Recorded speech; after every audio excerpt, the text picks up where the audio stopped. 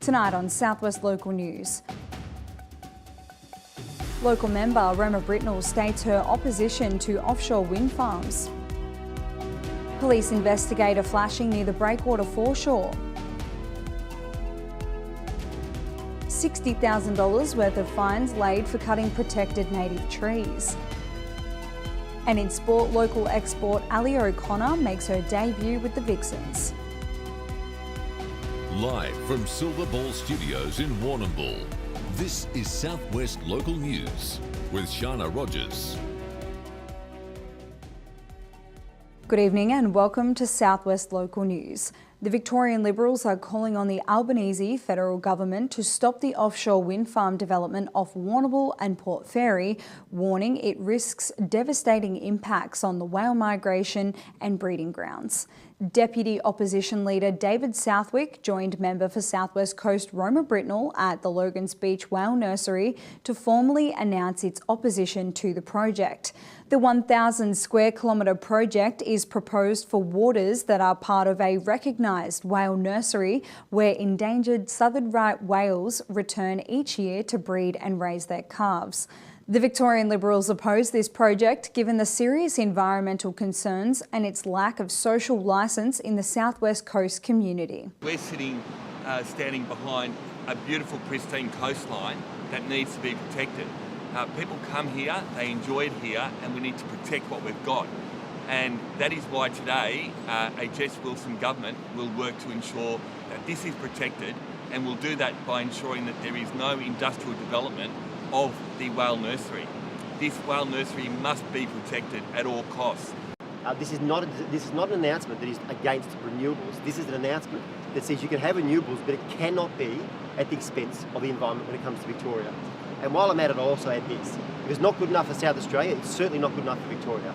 Why would we stand here and allow developments offshore that they're not allowing in South Australia?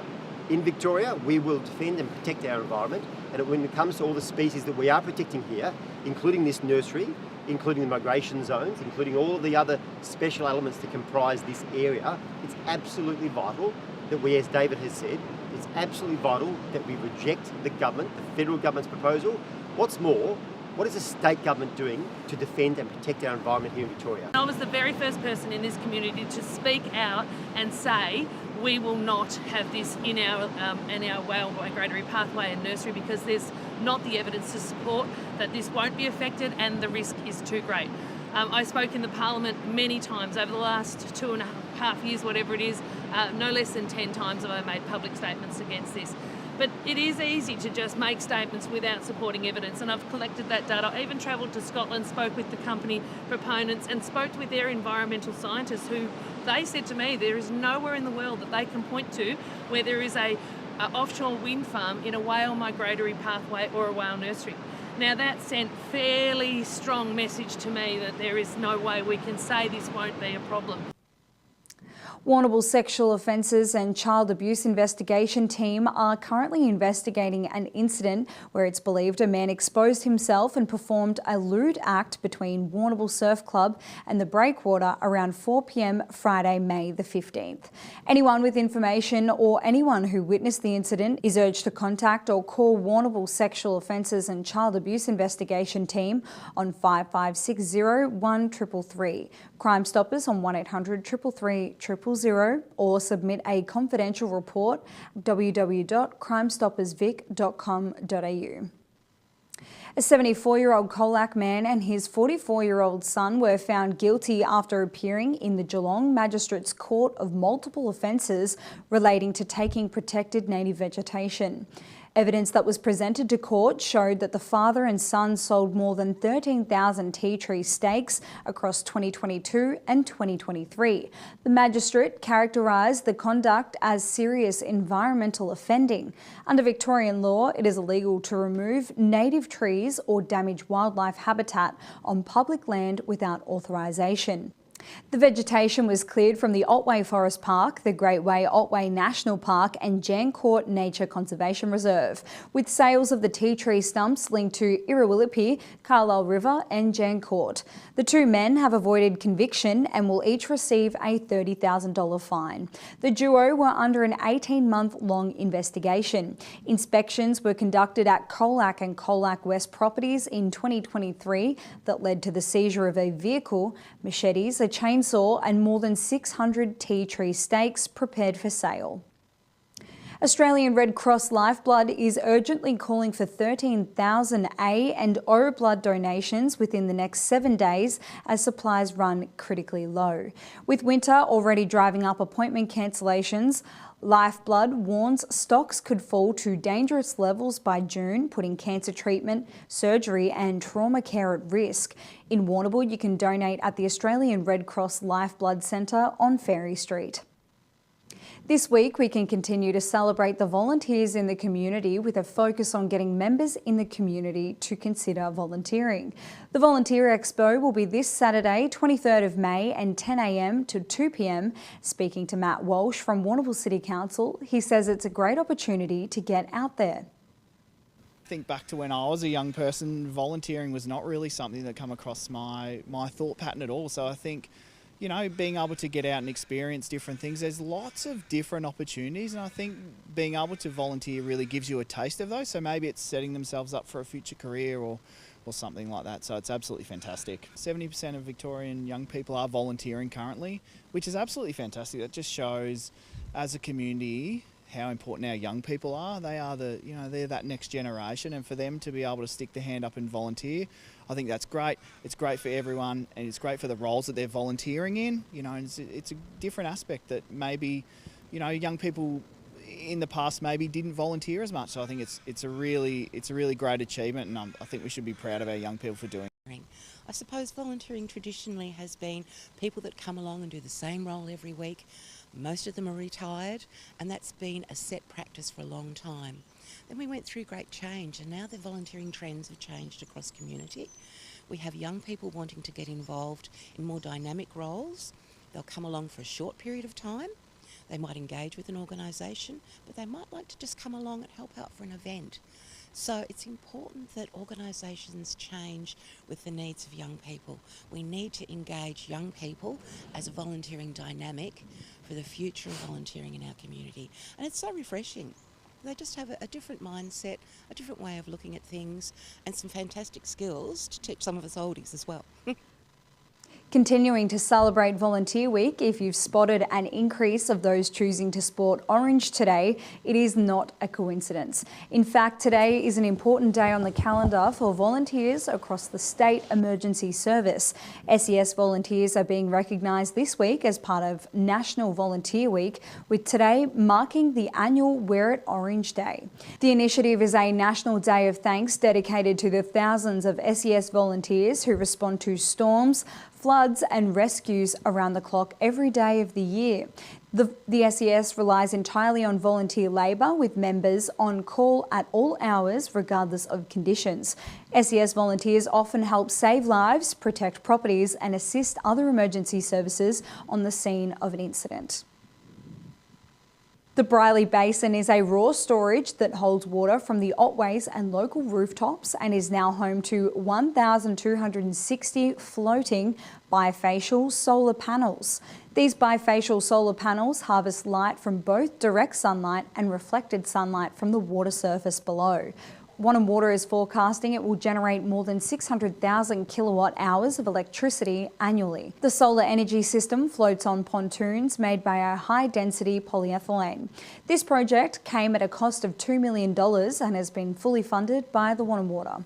The Victorian Government's Independent Infrastructure Advisor has released a report that further emphasises the need for major upgrades to regional roads. The regional cities Victoria have been advocating for a dedicated $2 billion on regional roads, and the report that has been released by Infrastructure Victoria warns that roads are due to worsen due to bushfires, floods and extreme heat.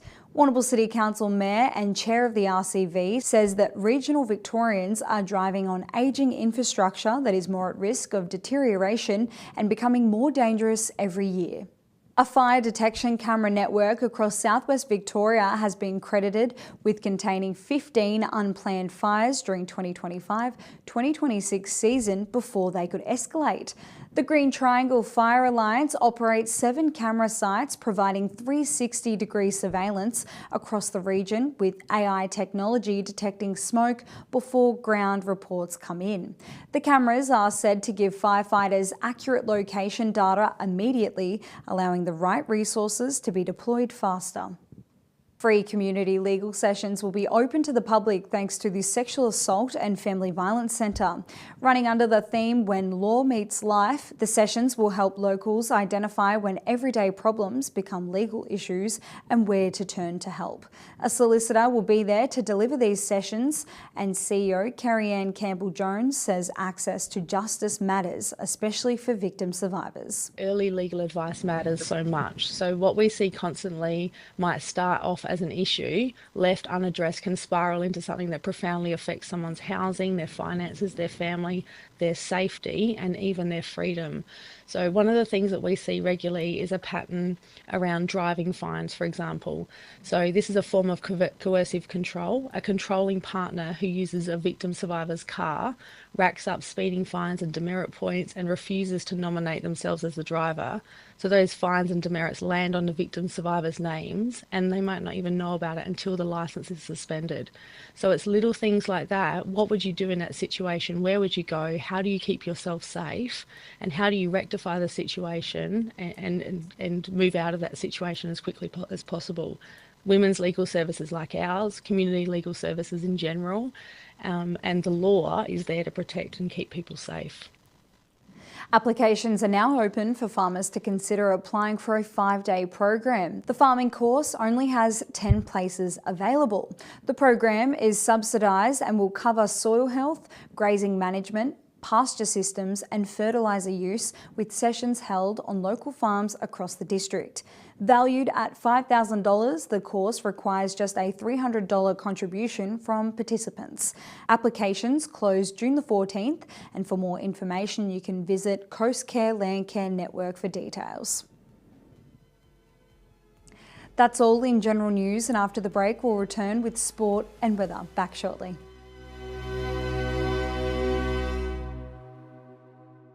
At ASAP Local Plumbing, we know that when it comes to your home or business, you need a team that gets the job done right the first time. From expert hot water system installations to full septic tank and drainage solutions, we handle the heavy lifting so you don't have to. We're your go-to, trusted professionals for water quality and filtration. Get in touch today to book a quote or visit our website. ASAP Local Plumbing, your local plumbing experts. Through the race and out onto the arena, here is the toss. Tom gets the first possession, quick pass to Brett, drops the sitter, play on down the corridor, a cracking effort by Sam. Down the line to Tim with a sizzler, a turnover from Michael, Rachel gets it back, a chip kick to Charlotte, shakes off the tackle, back down the line to Sam, stacks on the mill, but he gets it out to Brett, he spins and bags a goal.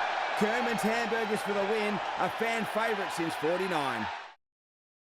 At the Tyre Factory Warrnambool, we stock the best range of alloy wheels to suit your ride. Steel wheels, wheel and tyre packages for caravans and trailers, and 4-wheel drive wheel packages.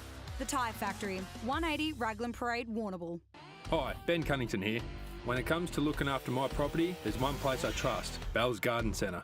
They stock ride-on mowers from Ferris, Ariens and Country Clipper, plus small power equipment from Victor, Super Swift, Echo, Shindaiwa and Greenworks. With over 60 years combined servicing experience, they'll keep your gear running right. And it's not just machinery. Bells have everything for your garden, from giftware and pots to bird baths and concrete features. They even deliver anywhere across the southwest. So if you want the best for your yard, head to Bell's Garden Centre. They've got you covered. Tonight's sport is proudly brought to you by Nutrient Ag Solutions, Warrnambool and Timboon. Getting the most out of your farm. Contact the team today. Welcome back, and first making news in sport. The Southwest has celebrated a massive sporting milestone as Warrnambool's own Ali O'Connor officially made her Suncorp Super Netball debut on the weekend, stepping onto the national stage as a Melbourne Vixen.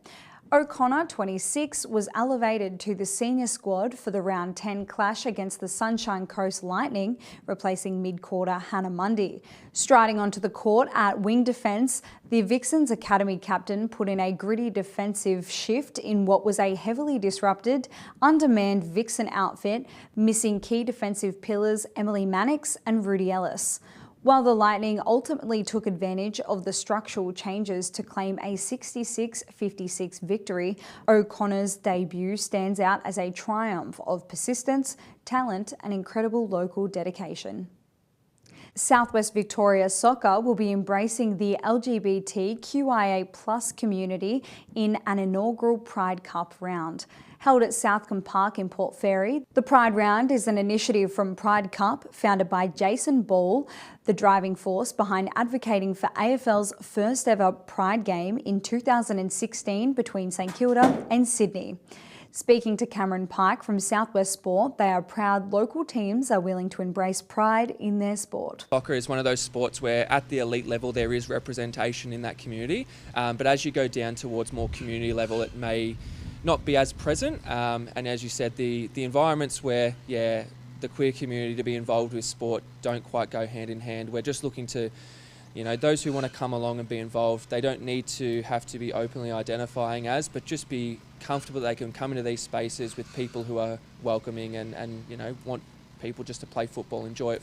We know that sport, particularly in Australia, is all about social connection. It's about community. It's about pitching in, supporting others. It's about managing your mental health, gaining physical health, and about that societal connection piece. And so, it's incredibly important. I think sport is integral to our identity as a country, and particularly in Victoria, we're the sports state. And so we want to make sure that all the sports that we know and love are spaces where everybody is free to come and participate or coach or volunteer or even just spectate really safely. Hamilton Golf Club's women's teams has claimed a historical double, with both the Scratch and Division 3 teams winning their grand finals in Warrnambool on Monday. The Scratch side defeated Portland 4-1, while Division 3 edged Port Fairy 3-2. Captain Dawn Kay led the Division 3 charge. Alma Fonda sealed the Scratch title on the 20th hole. Fourth time's a charm for Warrnambool's strongwoman Liz Atkin. Competing in Australia's Strongest in Sydney, Liz was able to secure third place after overcoming injury. Miss Atkins competed in 5 different categories: a carry and load medley, a deadlift for up to 200 kilos, complete a 85 kilo overhead log press, and carry 180 kilos for 60 metres in under 60 seconds. The strong woman also lifted 3 Atlas stones ranging up to 120 kilos. 16-year-old Angus Ewing takes home gold, representing Australia in the 2026 Oceania Athletics Championships in Darwin on Tuesday in discus. Ewing secured his win with almost 4 metres difference between him and second place. His first throw was a meet record, coming in at a distance of 58.75 metres. This sits him 12th in the world for under 18s. His sights are now set on all school championships. Couldn't ask for more. I'm so happy how this comp ended, and we'll just see what we can get later on in the year for the all schools championships. That's all in sport. Today in Warrnambool, a cloudy day with a top of 16 degrees, and throughout the day expecting 5 millimetres to fall and winds picking up to 30 kilometres per hour. After the break, we'll head to the forecast. Lava Street Veterinary Clinic on Raglan Parade is a caring, family-run clinic offering exceptional care at affordable prices. We're the only clinic in Warrnambool dedicated to small animals: paws, feathers, scales and fins. For over 40 years, our family tradition has been our commitment to your pet's wellbeing. With a purpose-built facility and the latest technology, we provide gold standard care. From community de-sexing days to special offers each month, experience the difference at Lava Street Veterinary Clinic. B&B Furniture Plus now stock a range of adjustable beds. They have mobility aids to help you live your life to the fullest, and lift chairs for the best in comfort. B&B Furniture Plus is locally owned at 203 Lava Street, Warrnambool.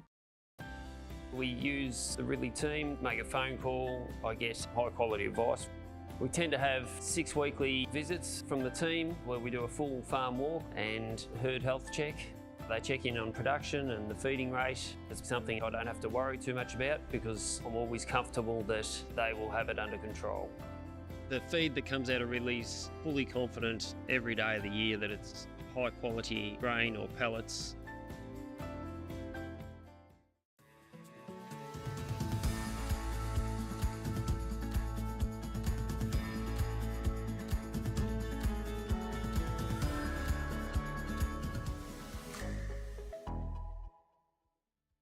Tonight's weather report is proudly brought to you by Anchor Point Retirement Village. New homes are being built now. Book a tour today. Welcome back. Around the southwest, up to 6 millimetres fell at Mount William, with Cape Nelson experiencing winds of up to 60 kilometres per hour. Over the coming days, we're expecting a cloudy day with a medium chance of morning fog for the days ahead. On Friday, overnight temperatures are falling to as low as 4 degrees. Now to the forecast. Tomorrow in Port Fairy, a cloudy day with a top of 17 degrees. A foggy start on Friday with a chance of morning frost in the northeast. As for Saturday, a top of 19 degrees with a partly cloudy day and overnight temperatures falling to 7. In Mortlake, 17 degrees for the next 2 days. As for tomorrow, a cloudy day with light winds. On Friday, overnight temperatures are dropping to as low as 4 with frost in the northeast. Topping at 18 on Saturday with a partly cloudy day. Shifting inland to Colac and Camperdown, partly cloudy coverage for the days ahead. There is a chance of morning fog tomorrow with light winds on Friday, and Saturday a partly cloudy day topping at 18 degrees. Along the Great Ocean Road and into Port Campbell, tomorrow a cloudy day with 17 degrees. Friday a mostly sunny day with a top of 17, also a chance of morning fog. Saturday a mostly sunny day with a top of 18 and northeasterly winds. Home to Warrnambool, a top of 17 degrees with a chance of morning fog with a slight chance of a shower. On Friday, also 17 degrees with light winds. As for Saturday, a top of 19 degrees with a partly cloudy day and northeasterly winds. That's it from your Southwest Local News team, and thank you for tuning in, whether that be online, on podcast or on 3-Way FM. If you missed any of the bulletin, you can watch it back on demand at southwestlocalnews.com.au. Until Friday, with peace, good night.